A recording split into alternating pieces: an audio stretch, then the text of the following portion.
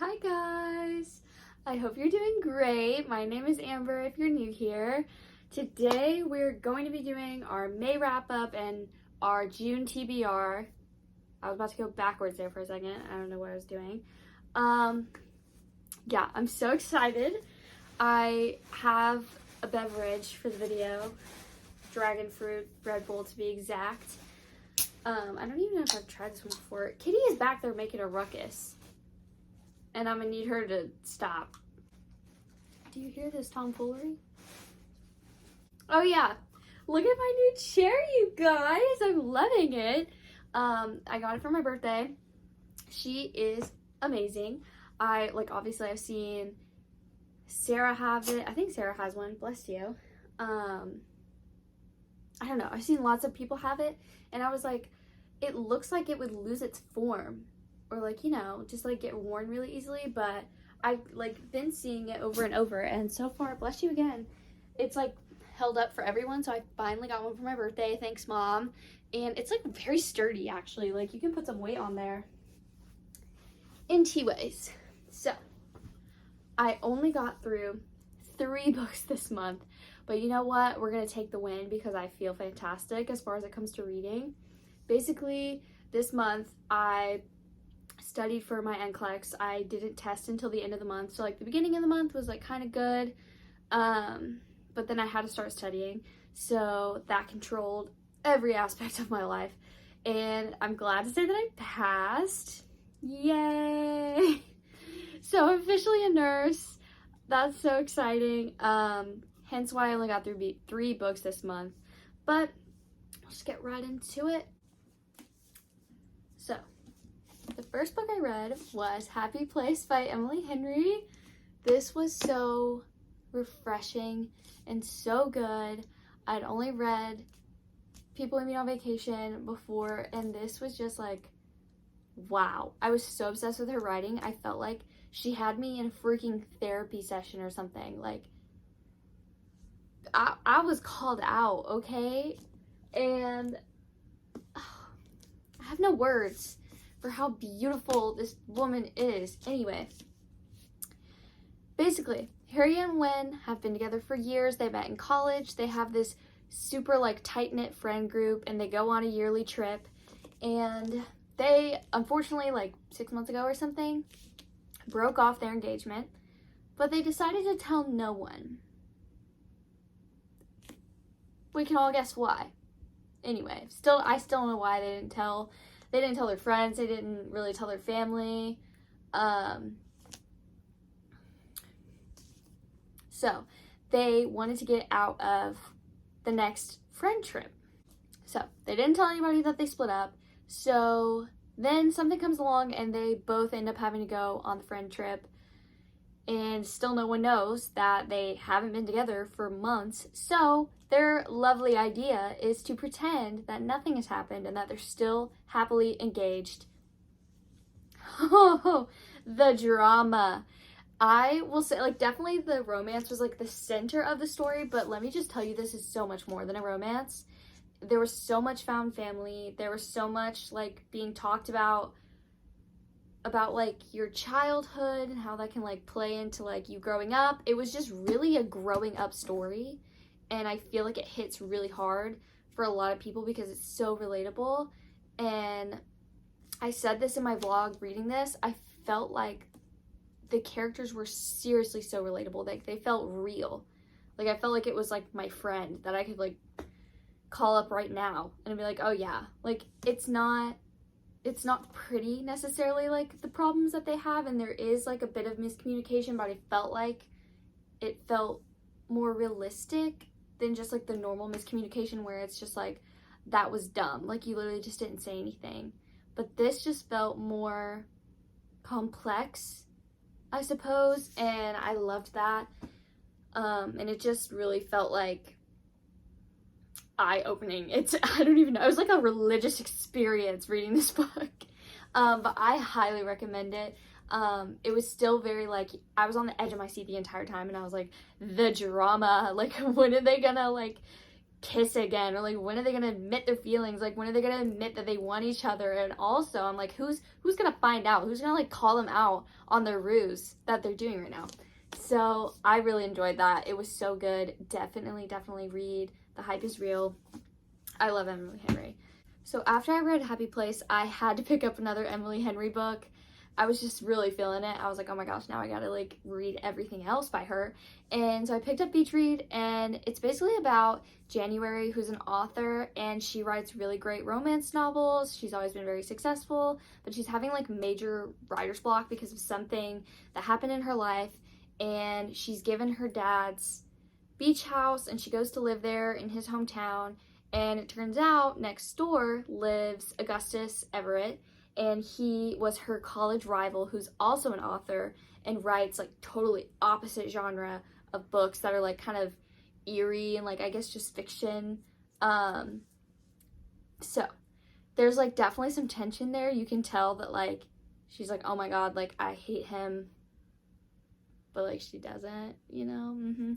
So eventually he's like, oh well, you're saying that you think you're meant for more like as a writer, so let's like do this thing where I write a book in your genre and you write one in mine, and whoever sells it first gets like bragging rights, and also is like, you know, we're just challenging ourselves. So it was a beautiful story. I really loved it. I read it so fast. I read it in like 3 sittings. Gus is everything to me. I love him so much. I also liked how Beach Read had definitely some like other things than just romance that was going on. And it just, it can be frustrating like reading about the characters because you're just like, gosh darn it. But at the same time, it's like, they're real people with real problems. Like, it's not gonna be perfect, if that makes sense. I really liked Beach Read. I lent it to Megan, my neighbor, because I was like, you have to read this, like, immediately. We're gonna do a little book club on it. So that's why I don't have it in my hands. But I think everybody knows what it looks like. But if you haven't read Beach Read, I highly recommend. I can't really, like, I can't even explain without, like, spoiling it. But it was another beautiful read for sure. So, after I read 2 Emily Henry books, I was like, can I really read another romance right now and not compare it to the queen herself? No is the answer. So I picked up Fourth Wing. I'm so happy that I picked this up at Target whenever I saw it like a few weeks ago, and I was like, I don't even think I want to read this right now, but like I'm gonna get it because like I know I will like it one day. One day came sooner than we thought because I haven't read a fantasy in so long, and I love fantasy. It's literally been my favorite genre of all time. Like if I had to pick one, it would always be fantasy because I feel like it has everything.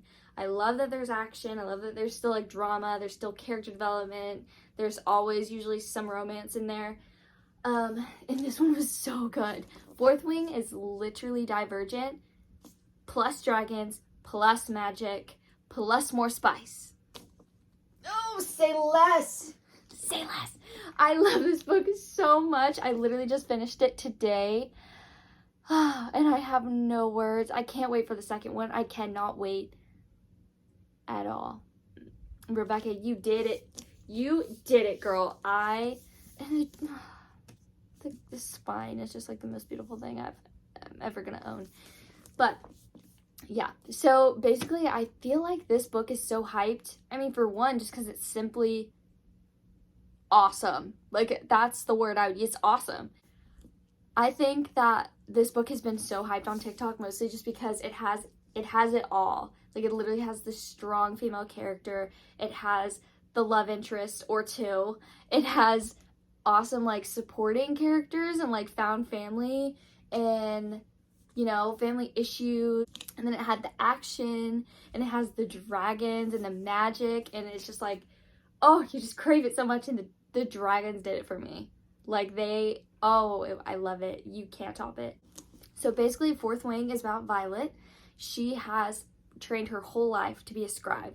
That's all she wants. You have scribes, you have healers, you have regular soldiers, I forgot what they're called, and then you have riders, which are the riders for the dragons. And Violet's mom is the general of the riders, and she's like, oh, I don't really care that you've trained your whole life to be a scribe, you're gonna be a rider, even though, like, it's kind of a death sentence to you because lots of people die trying to accomplish this, and you're already, like, a little unwell and frail. but you can do it, because I told you to do it. Anyway. So, she overcomes it all. Like, she's such a strong female character. I love it. I love her so much. Yeah, and that's basically the premise. She just gets thrown in to this, like, super high stakes. It kind of gives Hunger Games vibes, because it's like every rider for themselves. Everyone wants to live. You can kill each other as long as you're not in your sleep. So it's basically just Violet trying to just survive to make it through, and she just surprises herself and surprises us all that she can freaking do it, and she does. Okay, she does, and I can't tell you anything else because I will spoil it, but I love it, and all I have to say are the dragons, like, oh, they're just so snarky, and I love it. So those are the only 3 books that I actually read in May, but I'm so happy with it, and I'm excited because I feel like I'm in such a, like, exciting mood and I want to read everything. But the problem is I don't know what it is I want to read. Like, I have no idea what I want to read. So now let's get into, like, books I might read, but, like, probably won't. So onto the TBR, my June to-be-reads, maybe. This is probably not gonna happen. Like, it might not even be any of these, because after reading Fourth Wing, I cannot tell you what I want to read. I know that I want to read, but I just don't know what I want to read. So I started Kiss of Deception on Kindle because it's on Kindle Unlimited, and it's basically like the prequel to Dance of Thieves, and it just sounded so intriguing. It's just basically about a girl who has an arranged marriage, and she doesn't want it, and so she runs away, and she, like, a rival, like, kingdom, like, sends somebody to assassinate her, and then the guy she was supposed to marry, she has no idea who she is, they both, like, come to find her. So you don't know, it's told in such a way, apparently, that you don't know which is which. So you just don't know, like, which guy is which, and I guess it's gonna give a little love triangle moment. But anyway, I started that, so I'll probably finish that this month. But we have It Happened One Summer by Tessa Bailey.